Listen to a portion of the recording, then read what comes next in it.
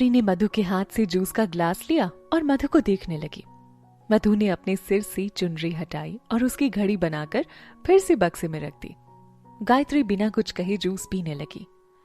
मधु bed से उठी और उसने बेड के पास रखे टेबल की ड्रॉर खोलकर उसमें से मेडिसिन निकालते हुए कहा, दादी माँ, अब आप जल्दी से नाश्ता करके ये मेडिसिन ले लीजिए, फिर हम मंदिर चलते हैं। इतना कहकर मधु ने ड्रॉर बंद की और फिर से गायत्री के पास आकर बैठ गई। गायत्री ने जूस का ग्लास ट्रे में रखा और बोल उठाकर उपमा खाने लगी। एक चम्मच खाते ही गायत्री मुंह बनाने लगी। ये देखकर मधु ने तुरंत कहा, मुझे पता है कि आप ऐसा मुंह क्यों बना रही हैं, पर दादी माँ, डॉक्टर ने आपको नमक खाने से मना किया है, इसलिए मैंने नमक बहुत कम डाला है। तभी मधु के फोन की बेल बजी। उसने अपना फोन उठाते हुए गायत्री से कहा, जल्दी से खाइए, नाश्ता ठंडा हो जाएगा। इतना कहकर मधु ने फोन रिसीव किया, पर वो हेलो बोलती उसके पहले ही दूसरी ओर से आवाज आई, हैप्पी बर्थडे मेरी जान। मधु के चेहरे पर बड़ी सी मुस्कुराहट आ गई और उसने कहा, मुझे पता था कि मेरी बेस्ट फ्रेंड मेरा बर्थडे कभी नहीं भूल सकती। Thank you Meera. ये सुनते गायत्री ने मधु की ओर देखकर पूछा, मधु, आज आपका जन्मदिन है बेटा? मधु ने मुस्कुराते हुए सिर हिलाकर हामी भरी। फोन की दूसरी तरफ से मधु की सहेली मीरा ने कहा, चल अब जल्दी से अपने काम से छुट्टी ले, मैं तुझे लेने आ रही हूं। तू तो अपना बर्थडे कभी नहीं मनाएगी, इसलिए हर बार की तरह इस बार भी तेरे बर्थडे की ट्रीट मेरी तरफ से। तेरे लिए मैं आज कॉलेज भी नहीं गई हूं। आज हम पहले 56 दुकान जाकर तेरी सारी फेवरेट चीजें खाएंगे, उसके बाद राजबाड़ा जाकर तेरे लिए ढेर सारे झुमके खरीदेंगे और रात में शराफे में चलकर कचौड़ी खाएंगे।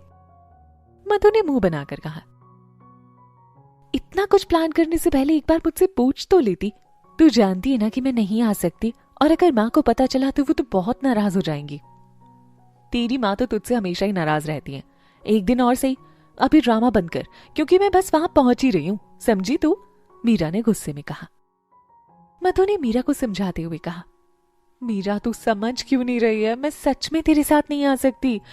मधु ने इतना कहा ही था कि गायत्री ने मधु से उसका फोन छीनकर अपने कान से लगाया और कहा, बेटा, हम बोल रहे हैं गायत्री देवी, मधु आपके साथ जरूर आएगी।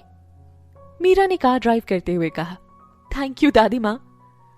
गायत्री ने खड़े होकर टहलते हुए कहा, थैंक यू तो हमें कहना चाहिए जो आपने हमें ये बताया कि आज मधु का जन्मदिन है, वरना हमें तो बताना जरूरी नहीं समझती है कि आज के दिन इस दुनिया में ये आई थी। दादी माँ, मधु को उसका जन्मदिन मनाना पसंद ही नहीं है, शायद इसीलिए उसने आपको नहीं बताया होगा। वो अपने लिए कभी टाइम नहीं निकालती, पर आज मैंने उसके लिए बहुत कुछ प्लान किया है ताकि मैं उसे कम से कम आज तो अपने लिए जिंदगी जीते देख सकूं। मीरा ने उदास होकर कहा।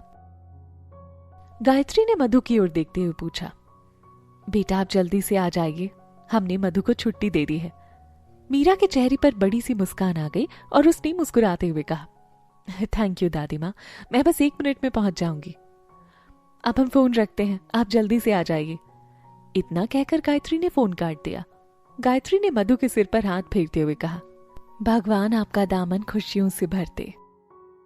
एक ऐसा राजकुमार आपके लिए भेज दे जो आपसे बहुत प्यार करे और आपको अपनी पलकों पर बिठाकर रखे। मधु ने गायत्री के गले लगकर कहा, थैंक यू दादी माँ, हम अभी आते हैं।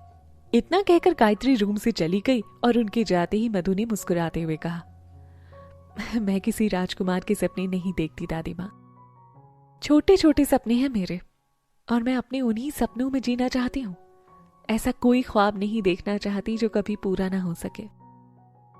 मधु यही सब सोच रही थी कि गायत्री अपने हाथों में एक पैकेट लिए मधु के पास आकर बोली, मधु ये लीजिए बेटा, हमारी तरफ से आपके जन्मदिन का तोहफा।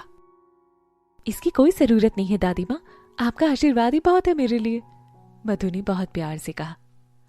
गायत्री ने मधु के सिर पर हाथ फेरा और बोली, जरूरत क्यों नहीं है बेटा, हम आपको अपनी पोती रिद्धिमा की तरह ही मानते हैं, तो क्या आप अपनी दादी माँ से एक छोटा सा गिफ्ट नहीं ले सकती? और ये ज्यादा कीमती तोहफा भी नहीं है, आपके लिए साड़ी है। प्लीज बेटा मना मत करिए, हमारी खुशी के लिए ले लीजिए। थैंक यू दादी माँ। इतना कहकर मधु ने मुस्कुराते हुए पैकेट ले लिया। मधु ने पैकेट बेड पर रखा और टेबल से पानी का ग्लास और मेडिसिन उठाकर गायत्री को देते हुए बोली, ये लीजिए दादी माँ, आपकी मेडिसिन। गायत्री ने मधु के हाथ से मेडिसिन ली और उसे मुंह में रखकर पानी पीने लगी। मधु ने उनके हाथ से पानी का ग्लास लिया और फिर से टेबल पर रख दिया। गायत्री मुस्कुराते हुए मधु को देख रही थी। मधु ने उनके पास आकर पूछा, दादी माँ, अगर मैं मीरा के साथ चली गई तो फिर आप खजराना मंदिर किसके साथ जाएंगी? गायत्री ने बेड पर बैठते हुए कहा, मंदिर तो हम आपके साथ ही जाएंगे, पर आज नहीं परसों, क्योंकि परसों बुधवार है। बुधवार के दिन बप्पा के दर्शन करना शुभ होता है, इसीलिए आप खुशी से अपनी सहेली के साथ जाइए और अपना बर्थडे सेलिब्रेट कीजिए। इतना कहकर गायत्री ने बेड पर रखा मधु का गिफ्ट उठाकर उसे दे दिया। मधु के चेहरे पर मुस्कान आ गई। आप मुस्कुराती हुई बहुत प्यारी लगती हैं, गायत्री ने फिर से कहा।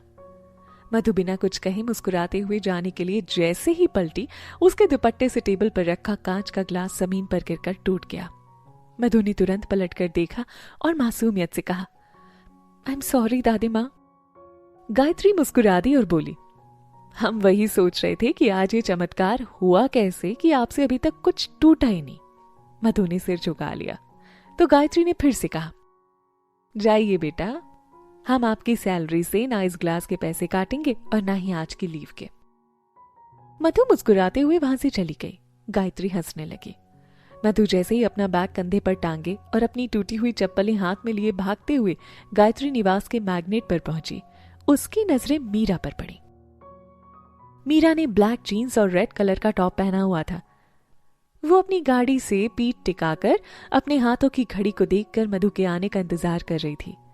जैसे ही उसकी नजर मधु पर पड़ी, वो मुस्कुराते हुए उसकी ओर दौड़ी और उसे गले लगाकर बोली, हैप्पी बर्थडे। मधु के हाथ से उसकी टूटी हुई चप्पलें छूट गईं और उसने भी मीरा को कसकर पकड़ लिया। मीरा ने मधु को खुद से दूर करते हुए पूछा, ये चप्पल हाथ में लिए क्यों घूम रही है?